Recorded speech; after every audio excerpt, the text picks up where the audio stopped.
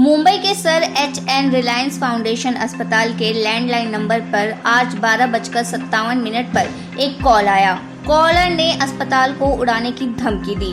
इसके साथ ही अंबानी परिवार के कुछ सदस्यों के नाम पर भी धमकी दी। मुंबई पुलिस ने डीबी मार्ग पुलिस स्टेशन में मामला दर्ज किया है और इस मामले में आगे की जांच की जा रही है। बीएसएफ को मिली बड़ी कामयाबी। पंजाब के अमृतसर में बॉर्डर के पास बीएसएफ को बड़ी सफलता मिली है। बीएसएफ ने फेंसिंग के पास से करोड़ों की हेरोइन बरामद की। फेंसिंग के जरिए फेंकी गई 4 पैकेट हेरोइन बीएसएफ ने बरामद की। बीएसएफ को 9mm के 50 जिंदा कारतूस भी मिले। विदेश मंत्रालय के प्रवक्ता अर्दिम बागची ने कहा है कि फर्जी नौकरी रैकेट के चलते म्यांमार में फंसे भारतीयों के मामले को हम देख रहे हैं। लगभग 32 भारतीयों को पहले ही बचाया जा चुका था। 13 और भारतीयों को बचाया गया है और वो आज तमिलनाडु पहुंच गए हैं। कुछ और भारतीयों को मुक्त कराया गया है और वे म्यांमार के अधिकारियों की हिरासत में हैं। उन्हें जल्द से जल्द स्वदेश भेजने के लिए कानूनी औपचारिकताएं शुरू कर दी गई है। केदारनाथ के कपाट शीतकाल के लिए 27 अक्टूबर को भैया दूज पर्व पर बंद होंगे। 11वें ज्योतिर्लिंग भगवान केदारनाथ के कपाट बंद होने की तिथि आज बुधवार को विजयदशमी पर्व पर शीतकालीन गद्दी स्थल ओंकारेश्वर मंदिर में पंचांग गणना के अनुसार घोषित कर दी गई है। शीतकाल में ओंकारेश्वर मंदिर में बाबा केदार की पंचमुखी जल उत्सव विग्रह डोली के दर्शन होंगे। ब्रिटेन की भारतीय मूल की गृह मंत्री स्वेला ब्रेवमैन ने हाल में भारत पाकिस्तान क्रिकेट मैच के बाद लेस्टर में हुए दंगों के लिए देश में अनियंत्रित प्रवास और नए लोगों के बीच मेल जोल की कमी को जिम्मेदार ठहराया।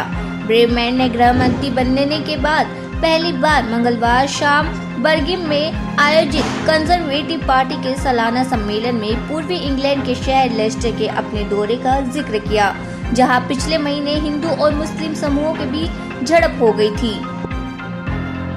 अफगानिस्तान की राजधानी काबुल में गृह मंत्रालय के पास एक मस्जिद में एक विस्फोट हुआ, जिसमें 5 लोगों की मौत हो गई और 25 घायल हो गए।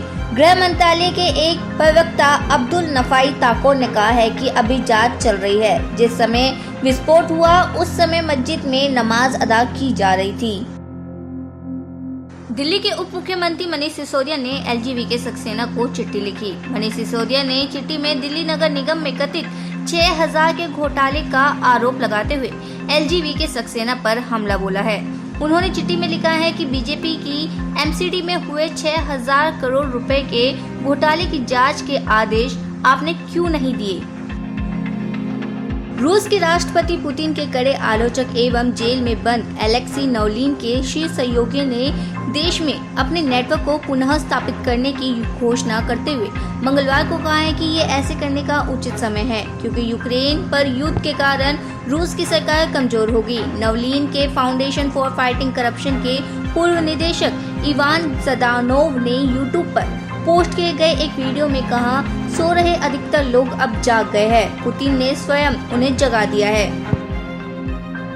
पंजाब पुलिस ने ड्रोन आधारित हथियारों की तस्करी करने वाले एक मॉड्यूल का भांडाफोड़ किया और 8 अतिरिक्त मैगजीन के साथ 5 30 बोर और 5 9mm सहित 10 विदेशी निर्मित पिस्तौलें बरामद की। आरोपियों की पहचान जसकरण सिंह और रतनवीर सिंह के रूप में हुई है। आरोपी जसकरण ने कबूल किया कि वह ड्रोन के जरिए पाकिस्तान से नशीले पदार्थों और हथियार व गोला बारूद की तस्करी के लिए जेल से मोबाइल फोन का इस्तेमाल कर रहा था। ये जानकारी एआईजी अमरजीत सिंह बाजवा ने दी है। जम्मू कश्मीर के पुलवामा में ड्यूटी के दौरान एक पुलिसकर्मी की राइफल से गलती से फायर हो गया, जिसमें एक व्यक्ति घायल हो गए। घायल व्यक्ति को पुलिस ने फौरन अस्पताल पहुंचाया। उसका नाम मोहम्मद आसिफ है और उसने अस्पताल में इलाज के दौरान दम तोड़ दिया। मामला दर्ज कर पुलिसकर्मी को गिरफ्तार कर लिया गया। आगे की जांच जारी है। ये जानकारी एडीजीपी कश्मीर की ओर से दी गई है। ईरान ने व्यापक प्रदर्शनों के खिलाफ तेहरान की कार्रवाई को लेकर ब्रिटेन के भड़काऊ बयानों पर ब्रितानी राजदूत को एक बार फिर तलब किया। ईरान की सरकारी समाचार एजेंसी ने बुधवार को ये जानकारी दी।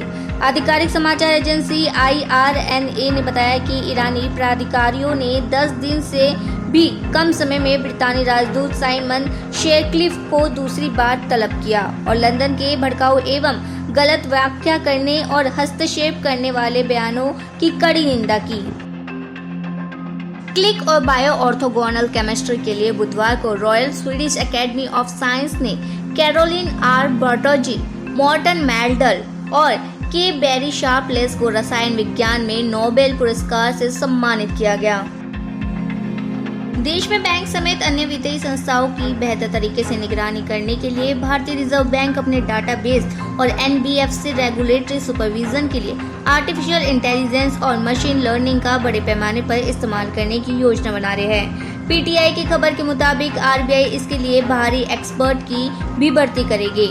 हालांकि आरबीआई अभी भी आर्टिफिशियल इंटेलिजेंस और मशीन लर्निंग टेक्नोलॉजी का इस्तेमाल कर रहे हैं, लेकिन अब इसे और व्यापक बनाने की कोशिश है ताकि सेंट्रल बैंक में सुपरविजन डिपार्टमेंट को और एडवांस बनाया जा सके। पंजाब के वित्त मंत्री हरपाल सिंह चीमा ने बुधवार को कहा है कि चालू वित्त वर्ष के पहले 6 महीनों में राज्य का माल एवं सेवा कर संग्रह पहली बार 10,000 करोड़ रुपए को पार कर गया है। चालू वित्त वर्ष में जीएसटी संग्रह में सालाना आधार पर 22.6% की वृद्धि हुई है। उन्होंने बताया कि पिछले वित्त वर्ष के पहले 6 महीने में 8,650 करोड़ रुपए का जीएसटी संग्रह प्राप्त हुआ था और इस वर्ष अतिरिक्त 1,954 करोड़ रुपए प्राप्त हुए, जिसे मिलाकर कुल जीएसटी संग्रह 10,604 करोड़ रुपए रहा है। पाकिस्तान के सेना प्रमुख जनरल कमर जावेद बाजवा ने अमेरिका के रक्षा मंत्री लॉयड ऑस्टिन और राष्ट्रीय सुरक्षा सलाहकार जैक सुलिवान और अन्य शीर्ष अधिकारियों से मुलाकात की। इस दौरान साझा हितों, क्षेत्रीय सुरक्षा और विभिन्न क्षेत्रों में द्विपक्षीय सहयोग के मामले पर चर्चा की। पेंटागन ने एक बयान में कहा कि दीर्घकालीन साझेदारी को जारी करते हुए आज चर्चा के दौरान रक्षा संबंधी आपसी हितों पर ध्यान केंद्रित किया गया।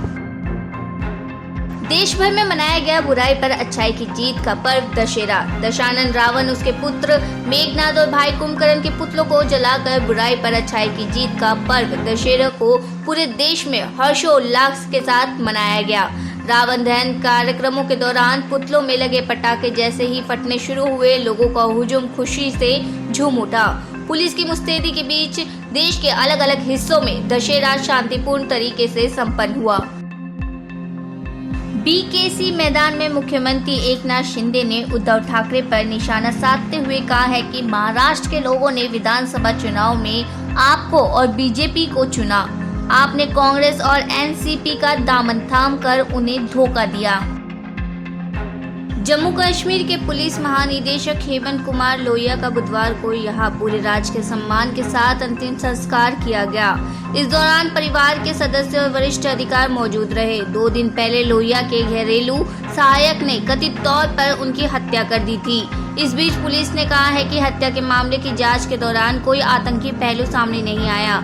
जम्मू क्षेत्र के अतिरिक्त पुलिस महानिदेशक मुकेश सिंह ने कहा है कि आरोपी से पूछताछ जारी है और उसके खुलासे का जमीनी स्तर की जांच से सत्यापन किया जा रहा है। उत्तराखंड के पौड़ी में हुए सड़क हादसे में अब तक 32 लोगों की मौत हो गई है। धुमाकोट में चल रहा रेस्क्यू पूरा हो गया है। एसडीआरएफ की रेस्क्यू टीम ने 30 मृतकों व 20 घायलों को निकाला है। 20 घायलों में से 2 व्यक्तियों की हॉस्पिटल ले जाते समय मृत्यु हो गई। रूसी राष्ट्रपति पुतिन ने यूक्रेन के 4 प्रांतों का रूस में विलय करने संबंधी कानून पर बुधवार को हस्ताक्षर किए। ये कदम अंतर्राष्ट्रीय कानून की अवहेलना कर किए गए विलय को अंतिम रूप देता है। हालांकि रूसी बल विलय किए गए यूक्रेनी क्षेत्रों पर नियंत्रण हासिल करने के लिए अब भी संघर्ष कर रहे हैं।